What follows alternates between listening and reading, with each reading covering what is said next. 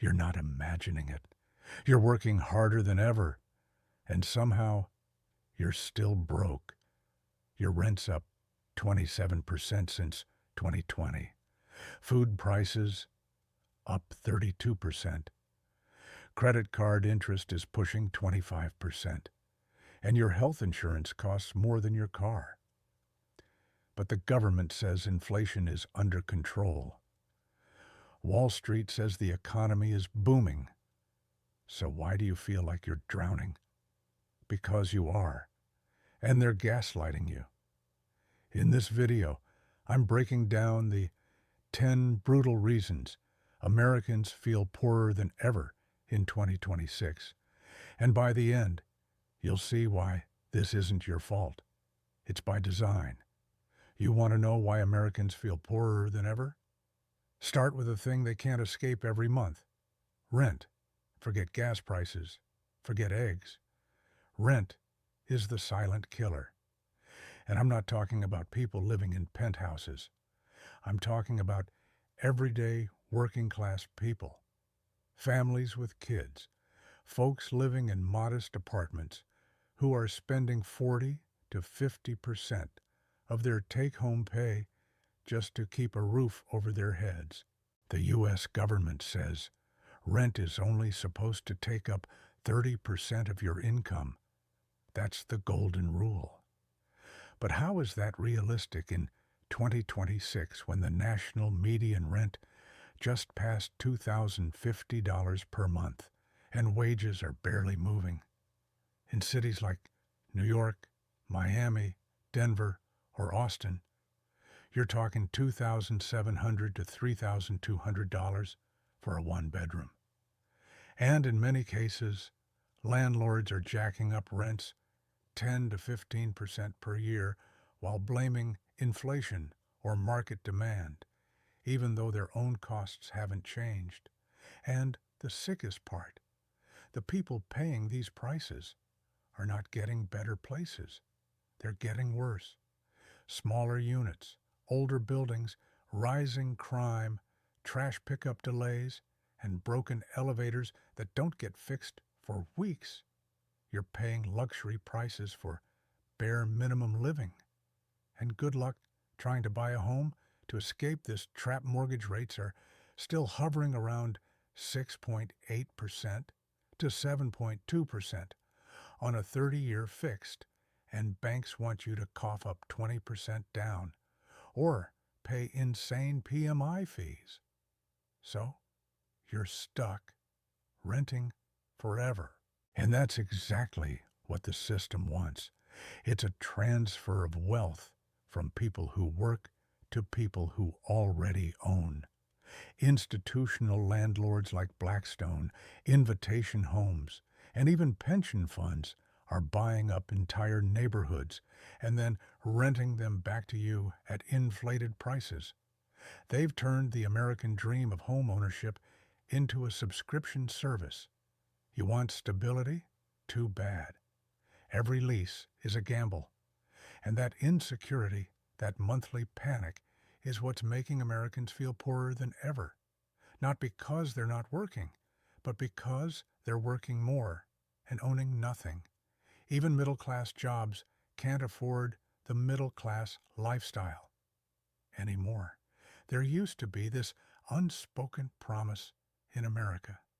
If you worked a decent job, something professional, white-collar, full-time, you'd have a good life. You could buy a house, raise a family, take vacations, save for retirement. But in 2026, that promise is dead. Middle-class jobs today barely get you to survival mode. Let me give you an example. A registered nurse in Los Angeles makes about $95,000 a year. That sounds good, right? But after taxes, that's closer to $5,600 a month. Rent in a safe area, $2,800. Car payment and insurance, $700. Groceries for a family, $1,200 easy. Health insurance premiums and out-of-pocket costs, $600? You haven't even bought clothes, paid for gas, or put $1 in savings, and the whole paycheck is gone. Same goes for public school teachers, police officers, even entry-level tech workers. These aren't low-wage earners. These are the people holding society together, and they're getting crushed. Why? Because everything that used to be affordable for the middle class, housing, childcare, healthcare, education, has gone hyper-elite. It's not just that costs are high. It's that they've outpaced earnings by 2 to 3 times. College tuition has jumped over 50% since 2010. Health insurance deductibles have tripled, and child care in major cities now costs $1,500 to $2,500 a month per child. That's a second rent. You literally need a second income just to raise a child. And even then, most families are underwater. That's why credit card debt just hit a record $1.13 trillion, and Americans are taking out HELOCs and personal loans just to pay for groceries. The middle class isn't shrinking, it's disappearing. These are people who did everything right, got the degree, got the job, followed the rules, and now they can't even take their kids to the dentist without worrying about overdrafting their account. The facade is still there, the job title, the business attire, but under the surface it's all held together with duct tape and anxiety. And if that's not a reason people feel poorer than ever, I don't know what is. Healthcare is draining everyone, even people with good insurance. Nobody's talking about this enough, but healthcare is bankrupting the middle class in slow motion. Not just the uninsured. I'm talking about the folks who have insurance, even good employer plans, and they're still drowning. Let's get into the numbers. The average family health insurance premium through work is now over $24,000 a year, and employees are on the hook for at least $8,500 of that, often more. And that doesn't even touch deductibles, which are now pushing $2,000 to $3,500 per person before the insurance company pays a dime. Add in co-pays, co-insurance, surprise billing, out-of-network fees, and prescription costs, and it's not rare for a basic surgery to cost a family $10,000 out of pocket, even with coverage. It's insane. And God help you if you actually have a chronic illness. Diabetes? That's $1,000 per month in insulin and supplies unless you qualify for aid. Cancer treatment? It can bankrupt you in under a year. And what do most people do? They delay care. They skip checkups. They let things get worse because they can't afford to use their insurance. That's not a healthcare system. That's a trap. And let's not forget how much of this is tied to your job. Lose your job. You lose your coverage, or you pay $1,200 to $2,000 per month for COBRA, which is laughably unaffordable. And even when you're working, you're now paying more for less every year. Networks shrink, deductibles rise, premiums go up, but wages, not so much. Meanwhile, insurance company profits are soaring. United Health made $22 billion in profits last year. CEO pay packages are $20 to $100 million a year. They're raking it in while Americans are taking out GoFundMe pages just to cover emergency surgeries. You want to know why people feel poorer than ever? It's because they're afraid to get sick. They live with the constant anxiety that one diagnosis will destroy everything, and that's with insurance. And when basic peace of mind is no longer affordable, that's not a developed country. That's economic purgatory. Healthcare isn't just a cost anymore. It's a financial death sentence, and that fear is sinking millions of Americans into poverty, whether they feel it yet or not. The hidden tax no one votes for, insurance costs, are draining every dollar. You ever notice how even if you live modestly, budget smart, cut out all the luxuries, your bank account still bleeds out money every single month? That's not by accident. That's insurance, the most invisible and unavoidable form of economic extraction in American life. And I'm not just talking about health insurance here.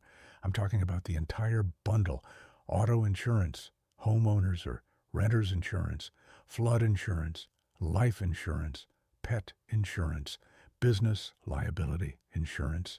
It never ends. As of 2026, the average auto insurance premium in the U.S.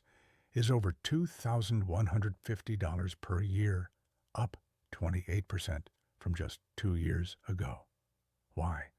They'll blame more accidents or costlier repairs. But let's be honest, they just want to maintain profit margins.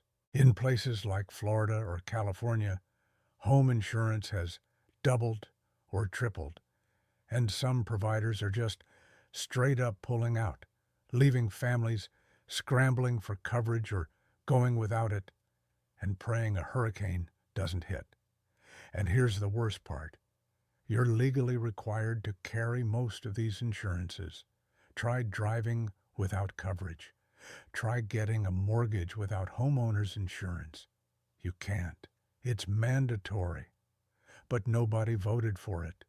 Nobody got a say in how much it should cost or how much coverage is enough. They just bill you.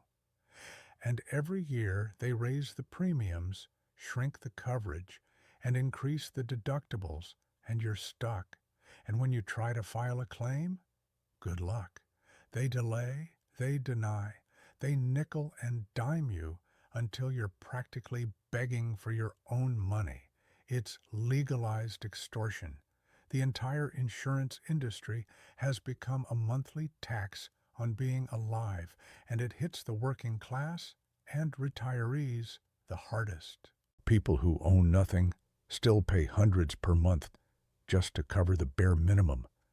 That's money that could have gone to savings, groceries, or paying down debt. But instead, it goes to giant corporations who hedge your future against their bottom line. And that's why Americans feel poorer than ever, not because they're reckless with money, but because they're being financially suffocated by things they can't opt out of. Grocery prices have quietly turned into a daily emergency. Everybody talks about gas like it's the inflation bogeyman, but let's be real. Grocery prices are the real gut punch in 2026. It's the one place Americans feel poorer every single week. You walk into the store thinking you're just going to grab the basics, and you walk out with a receipt that looks like you catered a wedding. A single bag of groceries, bread, eggs, some produce, maybe a few frozen meals, now runs you $85 to $100. The USDA might tell you inflation has cooled off, but prices didn't go back down, they just stopped climbing as fast. And for working families, single parents, retirees on a fixed income, this is pure carnage. Eggs that used to be $1.50 are now $4.79. Chicken breasts are $6.99 per pound in most stores. Even canned goods, which used to be the cheapest survival food, are now up 40% plus since 2020. And don't even get me started on snacks, cereal, or anything organic. One box of Raisin Bran is like $7.49 now. It's absurd. But here's the kicker. It's not just the prices, it's the package shrinkage. Everything is smaller now. A family-size bag of chips has fewer chips. The ice cream tub is 15% smaller. A 5-pound bag of flour is now 4 pounds, but still costs more. They're sneaking in inflation by giving you less for more, and hoping you're too stressed or too busy to notice. That's why even people who haven't changed their grocery habits feel poorer, because they're getting less nutrition, less volume, less value for the same money. And more families are switching to dollar stores or low-end discount grocers, not because they want to, but because that's all they can afford. Food banks are seeing record traffic again, even among people who have jobs. The food insecurity rate in the U.S. is back over 13%, and that's not just the homeless. That's teachers, nurses, single moms, seniors. Americans aren't going hungry because they're lazy. They're going hungry because they literally can't afford what's on the shelf anymore. And when you're cutting back on food on survival, there's no clearer sign that we're in an economic crisis, no matter what Wall Street says. The cost of just existing has become a full-time hustle. It's never been more expensive to just exist in America. Not thrive, not live well, just exist. Wake up, go to work, eat, sleep, and repeat. In 2026, the average cost just to cover your basic survival expenses, rent, food, transportation, insurance, utilities, phone, internet, and healthcare, now exceeds $4,300 per month for a single adult in a major metro area. And that's with no vacations, no savings, no fun, no emergencies, just survival. That means if you're not pulling in $60,000 plus after taxes, you're falling behind. And guess what? 58% of Americans earn less than that. So how are they making it work? Credit cards, gig work, roommates, parents, hustling 2 jobs, selling on eBay, driving for Uber after hours just to patch the hole.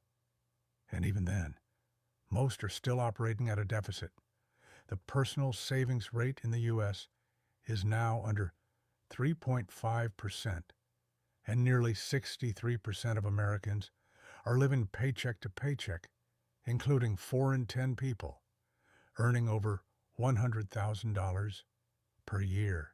That's not a budgeting problem. That's a systemic economic design flaw. And don't forget, existing now includes more than it did 20 years ago. If you don't have Wi-Fi, a smartphone, antivirus software, cloud storage, and a working laptop, you're shut out of the modern economy. Try applying for a job or accessing a bank account without them.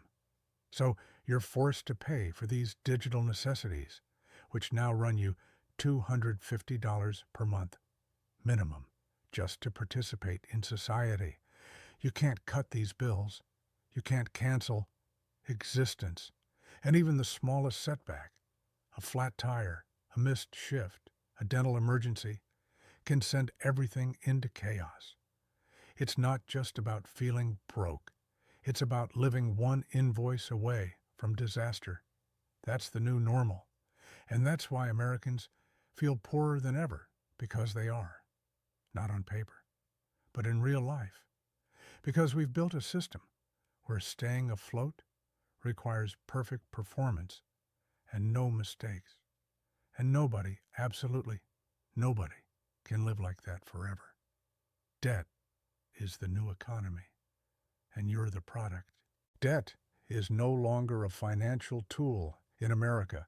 It's the entire business model. You, the average American, are the product. Your stress, your revolving credit balance, your student loan interest, your late fees. That's what keeps the machine running. And it's only gotten worse in 2026. Total consumer debt in the U.S. just crossed a record $17.5 trillion. Credit card balances, over $1.13 trillion, and growing fast. And what's the average interest rate on those balances now? 24.4%. That's higher than most payday lenders were charging 10 years ago. The average American is spending $1,380 a year in credit card interest alone, and that's if they're average. If you're carrying $10,000 plus on multiple cards, which many are, you're throwing away thousands every year just to tread water.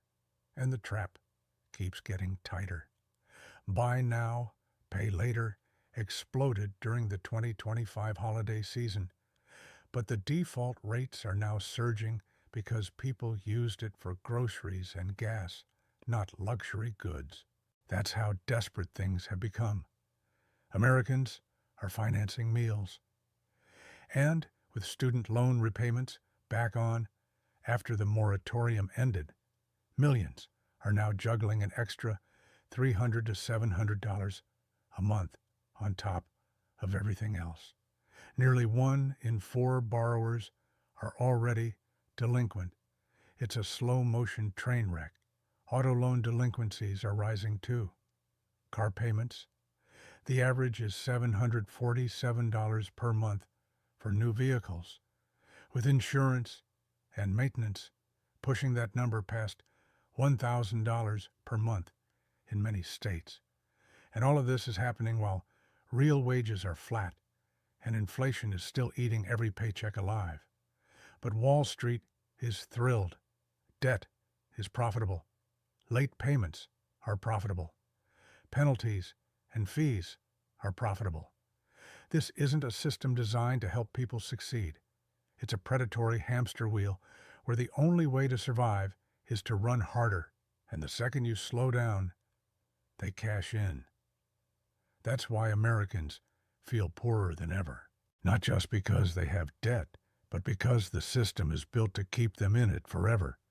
Freedom doesn't exist when every dollar you earn is already spoken for by a dozen creditors. The illusion of progress. Technology's advancing, but people are falling behind. It's wild when you think about it.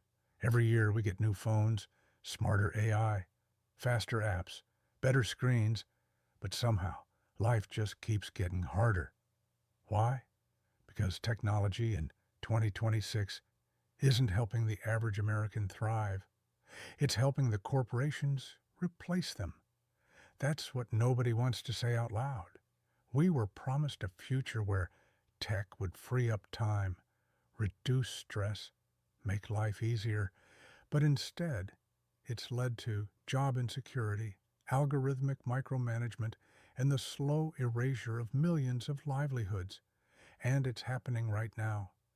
Over 62% of retail workers say they've lost hours to self-checkout systems or automation. AI customer service bots are replacing call centers. Warehouse robots are pushing out human workers at Amazon and Walmart. And for white-collar jobs, AI tools like ChatGPT, Midjourney, and various LLMs are doing the work of copywriters, marketers, legal assistants, even junior software developers for pennies. You think that's helping wages? It's flattening them. Employers don't have to offer more when they can replace you with code. And meanwhile, the tech billionaires who own these tools are doubling their wealth. The stock market's booming again, not because the economy is healthy, but because corporations are shedding payroll like it's toxic waste. Productivity goes up, but workers get nothing. And here's where it gets even worse. The tech is being used against regular people. Insurance companies use AI to deny claims. Employers use monitoring software to track keystrokes. Banks use algorithmic risk scoring to deny mortgages, and no one can fight it because the rules are buried in terms of service agreements 50 pages long. It's not just an economic divide anymore. It's a technological caste system where those who control the algorithms control the future. And everyone else is just scrambling to keep up, learning new systems, mastering new platforms, begging not to be replaced. That's not progress. That's economic Darwinism, disguised as innovation. And that's why Americans feel poorer than ever. Not because tech is failing, but because it's leaving them behind at light speed while pretending it's all for their benefit. The narrative is fake, but the struggle is real. Americans aren't just struggling, they're being told they're not. And that psychological gaslighting is what's breaking people. Because it's not just about money anymore. It's about the fact that you're drowning and every screen you look at says the water's fine.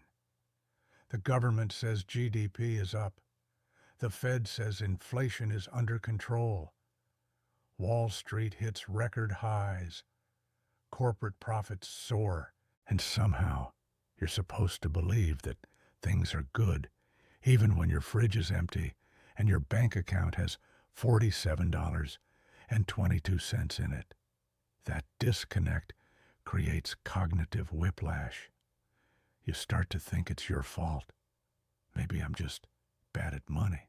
Maybe I should have worked harder. Maybe I should have gone into tech. But no, you're not crazy. You're just being lied to. The stats they use to paint a healthy economy are designed to exclude real people. GDP can rise if billionaires get richer.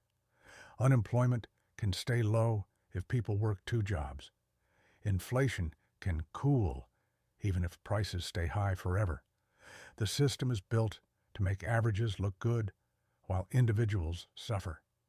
And the people at the top, they love this. Because as long as the narrative says you're doing fine, they don't have to change anything. That's why the media focuses on Taylor Swift's tour boosting the economy or billionaire CEOs feeling optimistic. It's distraction. It's propaganda. It's control. And the worst part, people are afraid to admit they're broke. There's still shame. There's still pride. So they fake it. They swipe the card. They post the vacation. They keep up the illusion. But under the surface, millions of Americans are crumbling. Financial anxiety is at an all-time high. Depression rates are up. Suicides are up.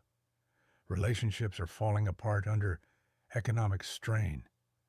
And the only thing more exhausting than being poor is pretending you're not.